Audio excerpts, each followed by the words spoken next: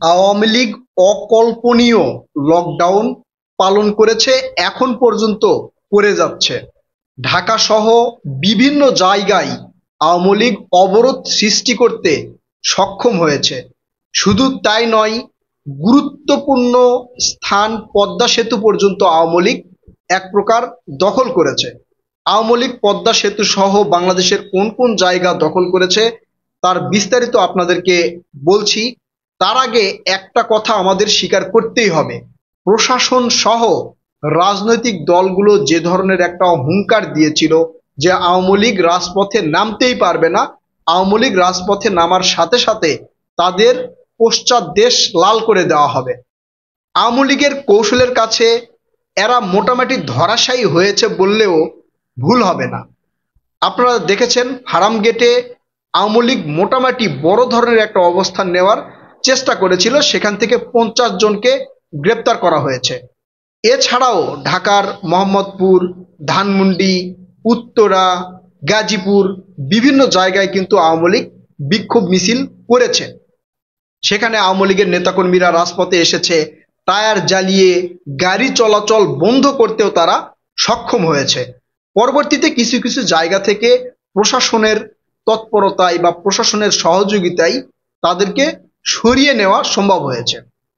বাংলাদেশের সবচেয়ে আলোচিত পদ্মা সেতু, এই পদ্মা সেতুর ফরিদপুর ভাঙ্গাতে আওয়ামী লীগ কিন্তু বিশাল একটা মিছিল বের করেছে। এর ফলে পদ্মা সেতুতে গাড়ি চলাচল বন্ধ হয়ে গেছে এবং আওয়ামী লীগ মাঠে নেমেছে ঢাল, তলোয়ার, লাঠি সোঁটা নিয়ে। আপনারা কিন্তু স্ক্রিন ভিডিওতে দেখছেন, তারা সেখানে এমনভাবে অবস্থান করেছে যার কারণে পদ্মা সেতুর এক্সপ্রেস ওয়ে কিন্তু বন্ধ। গাড়ি চলাচল বন্ধ ছিল সকাল 6টা থেকে মোটামুটি 8:30 পর্যন্ত। পরবর্তীতে সেখানে সেনাবাহিনী এবং পুলিশ গিয়ে তাদেরকে সেখান থেকে সরিয়ে দিতে পেরেছে। এরপরে গাড়ি চলাচল সেখানে মোটামুটি রানিং হয়েছে। তারপরেও সারা বাংলাদেশেই গাড়ি চলাচল আগের মতো কিন্তু নেই। আজকের লকডাউনকে কেন্দ্র করে গাড়ি চলাচল অনেকটাই স্থবির হয়েছে। রাস্তায় যাত্রীদের ভোগান্তি কিন্তু আমরা লক্ষ্য করেছি। এরপরে মাদারীপুরের যেই মহাসড়ক রয়েছে সেই মহাসড়কে চিনি বোঝাই একটা ট্রাকে তারা আগুন দিয়েছে এবং মাদারীপুরের যেই সড়ক সেটা কিন্তু মোটামুটি অবরোধ করে রেখেছে, যান চলাচল বন্ধ আছে। এছাড়াও এই যে ফরিদপুর আবার মাওয়া যে মহাসড়ক রয়েছে এই মহাসড়ক কিন্তু তারা অবরোধ করতে পেরেছে। চট্টগ্রাম মহাসড়কে তারা দেখেন আগুন জ্বালিয়ে সেখানে অবরোধ করেছে এবং তাদের মিছিলে যে পরিমাণ লোকজন আমরা দেখছি, এতে মনে হচ্ছে এই প্রথম আওয়ামী লীগ বৃহৎ পরিসরে রাজপথে নামা শুরু করেছে। এর পরবর্তী যে ডাক হবে সেই ডাকে আরো কি পরিমাণ লোকজন আওয়ামী লীগের পক্ষে যাবে বা আওয়ামী লীগের নেতাকর্মীর রাস্তায় নামবে সেটা চিন্তার বিষয়। বর্তমান অন্তর্বর্তীকালীন সরকার সহ প্রশাসনের মধ্যে একটা আতঙ্ক সৃষ্টি করতে সক্ষম হয়েছে কিন্তু আওয়ামী লীগের নেতাকর্মীরা। এখন আওয়ামী লীগের বিরুদ্ধে কোনো পদক্ষেপ নিতে হলে অনেকবার চিন্তা ভাবনা করতে হবে বলেও কিন্তু অনেকেই মনে করছেন। আপনারা জানেন 17 তারিখ সোমবারে শেখ হাসিনার বিরুদ্ধে যে মামলা চলছে আন্তর্জাতিক অপরাধ ট্রাইব্যুনালে, সেই মামলার রায় হবে বলে ঘোষণা কিন্তু দেওয়া হয়েছে যে 17 তারিখে শেখ হাসিনার বিরুদ্ধে রায় হবে।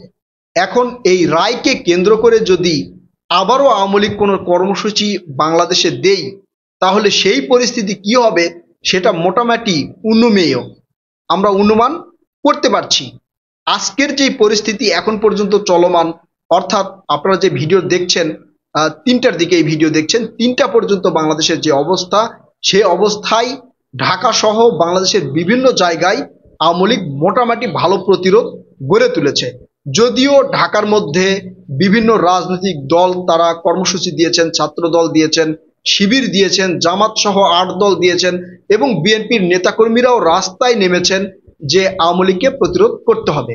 ঢাকা তারা কন্ট্রোলে পুরোপুরি রাখতে পারলেও পদ্মা সেতু থেকে শুরু করে অন্যান্য জায়গায় কিন্তু খুব একটা কন্ট্রোলে রাখতে পারেনি। সেখানে আওয়ামী লীগের নেতাকর্মীরা বৃহৎ পরিসরে একটা অবরোধ তৈরি করতে পেরেছে। এছাড়াও আপনারা দেখেছেন বিভিন্ন জায়গা থেকে আওয়ামী লীগের নেতাকর্মীদেরকে গ্রেপ্তার করা হচ্ছে। আওয়ামী লীগের যে সকল নেতাকর্মীকে গ্রেপ্তার করা হচ্ছে সেই নেতাকর্মীদের মুখের ভাষা বা তাদের বক্তব্য একবারে অবাক করে দেওয়ার মতো। তারা বলছেন যে আমাকে একজন গ্রেপ্তার করে কি হবে, বাংলাদেশে লক্ষ লক্ষ আওয়ামী লীগের সমর্থক রয়েছে। তবে আওয়ামী লীগ যে ধরনের বড় পরিসরে একটা আতঙ্ক সৃষ্টি করার চেষ্টা করেছিল, বিভিন্ন জায়গায় আগুন জ্বালিয়ে, বাসে আগুন জ্বালিয়ে, এরপরে ককটেল ফুটিয়ে, পেট্রোল বোমা ব্যবহার করে, সেটা কিন্তু আওয়ামী লীগ পুরোপুরি করতে পারে নাই।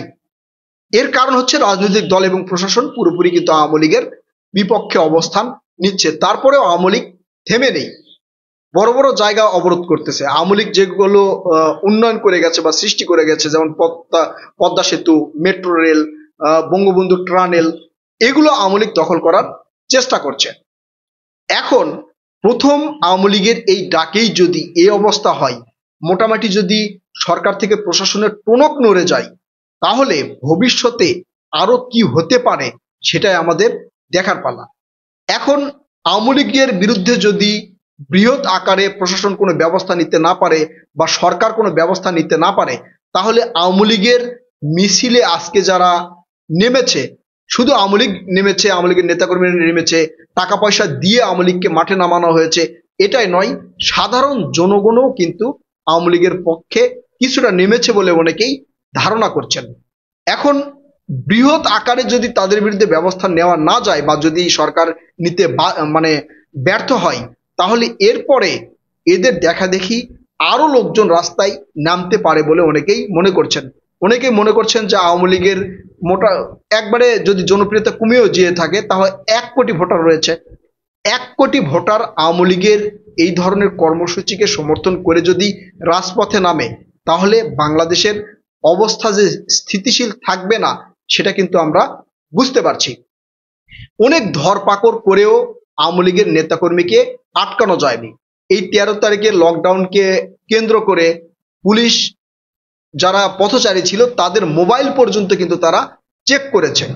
আবার আওয়ামী লীগের যেগুলো পথধারী নেতাকর্মীরা ছিল তাদেরকেও গ্রেপ্তার করা হয়েছে, ককটেল সহ অনেককেই গ্রেপ্তার করা হয়েছে, এরপরে গান পাউডার সহ গ্রেপ্তার করা হয়েছে, বাসে যারা আগুন লাগিয়ে দিতে চেয়েছিল বা দিয়েছে তাদের অনেককেই গ্রেপ্তার করা হয়েছে, যারা ককটেল ফুটিয়ে পালিয়ে যাওয়ার চেষ্টা করেছিল তাদেরকেও গ্রেপ্তার করা হয়েছে।